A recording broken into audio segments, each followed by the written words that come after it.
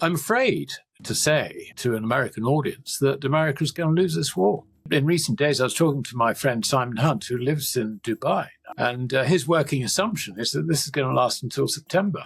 I think it probably will last that long. It'll last as long as it takes for the Gulf Cooperation Council members to tell America goodbye. That's as long as it'll take. When they do that, then I think things will get better. Now, they're not stopping all the oil, because the other thing, which, in terms of geopolitics is actually very, very serious, is Iran is letting tankers through who have paid for their oil in Chinese yuan. I mean, it started by allowing Chinese and Russian shipping through Hormuz. Then it was Bangladesh. But basically what they're now saying, as I understand it, is that if you have paid in yuan for your oil, then we will let you go through. In other words, Satan's currency, the dollar, is not acceptable. And if you've paid in dollars, you'll get sunk. This actually has huge ramifications for the dollar. It's the end of the petrocurrency, quite simple. The way in which the dollar has become, if you like, the trade settlement currency for virtually everything, that basis has basically been knocked out from under it. It's a very bad situation for the West. It really is. It's not just oil either. I mean, there are fuel bunkers tied up in the Gulf, which is needed by shipping. Not only that, but of course, with the petrochemical cracking process, you end up with urea, you end up with sulfur, you end up with even helium. All these vital components, which are really needed at this moment. I mean, if you look at phosphates, for example, and also, the sort of, if you like, the stuff, phosphates and things like that, which you need for agriculture. This is the growing season. We need it now. And roughly a third of the world's production of it effectively has been shut off. What's that going to do to food prices later on this year? Intensive farming methods.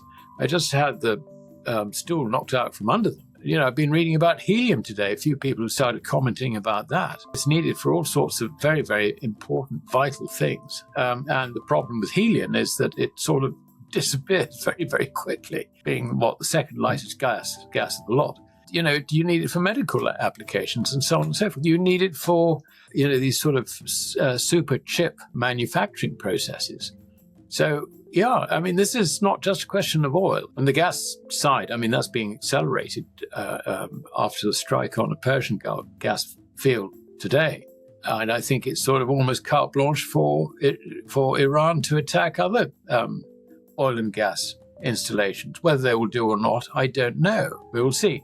They are running this war in a very measured way, which is something which I don't think the White House really understood was going to happen. The whole thing is bizarre. Trump was quoted, the other day he was on television saying that nobody expected them to close off Hormuz. What? This is lunacy, complete lunacy. I think this is going to turn out to be the worst decision that any US president has made in the history of the United States. And, of course, everybody's been talking about the midterms it's November, I think, isn't it, Christian? Everybody's talking about the midterms and how, this has got to be a successful campaign that's going to bolster his numbers. And, this has backfired very, very badly. It really has. There are also huge, great economic problems coming from this. Apart from shortages of oil, gas, fertilizers, and all the rest of it.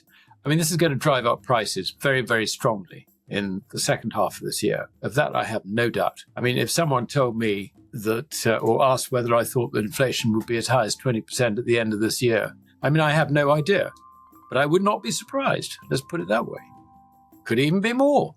We are, after all, Christian, seeing the end of the fiat currency system.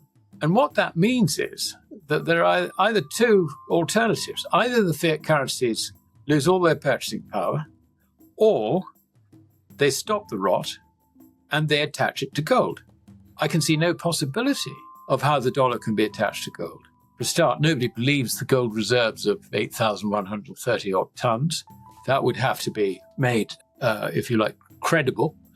And not only that, but we do know that there is a problem, let's put it this way, in the gold being stored on earmarked basis by the New York Fed for foreign governments. We know this because Germany had this ridiculous situation where they wanted to withdraw some of their gold. There were obviously negotiations behind the scenes before it even became public. What did we end up with? They could take out 300 tons over 7 years. What? It's quite clear. The gold isn't there.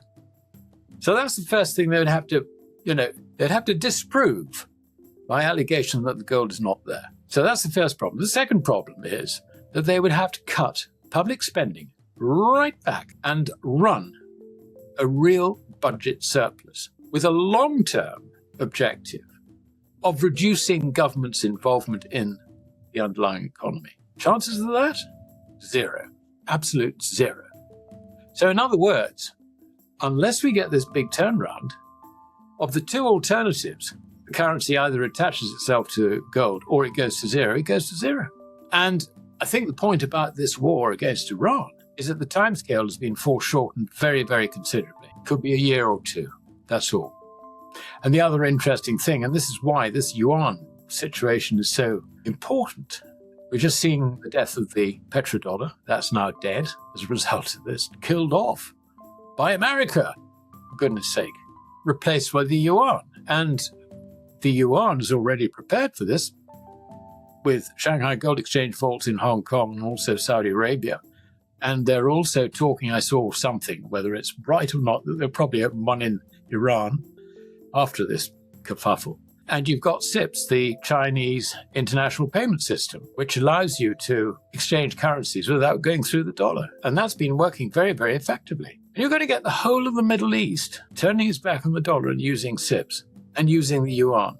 I mean, if you look at the quantity of dollars held by foreigners, I mean, on US Treasury's own tick figures, there's something like 44 trillion last time I looked, of which roughly half is invested in equities, which I have to say is a speculative investment. And as soon as the equity market turns south, what happens to that? It's out.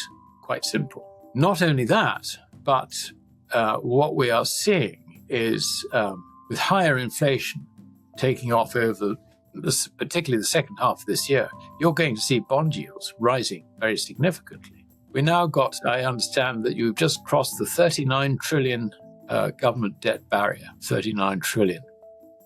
I mean, it's unfundable now. It really is. The only way in which can be funded is basically cash for cash. In other words, what the Fed would be doing was it would be increasing, it would be pumping out cash and pumping up bank reserves to put currency into the economy.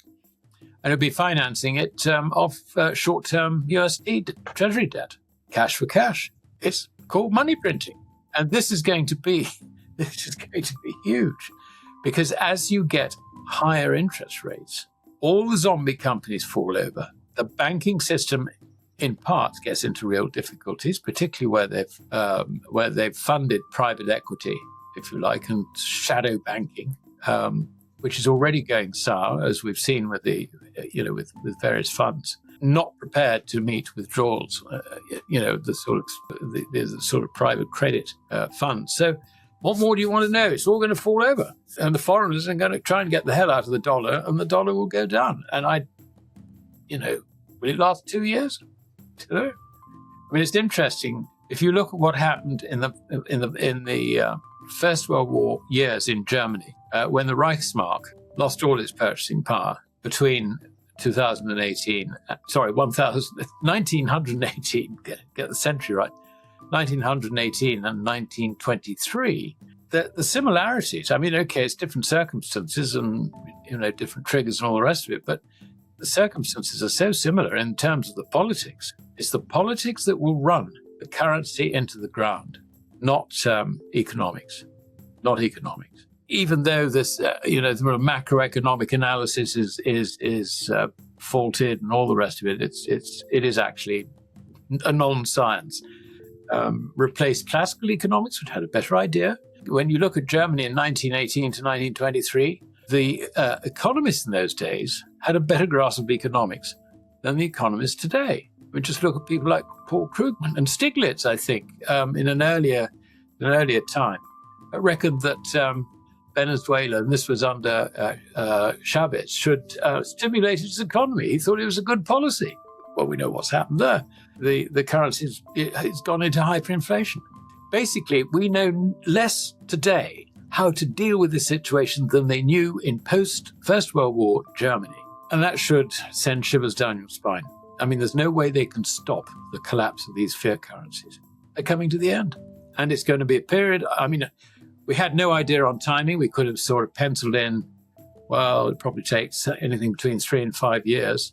It's now beginning to look like 2 years, possibly. And then if we're lucky, it could happen overnight, theoretically. But I think that's unlikely. I hope it's unlikely.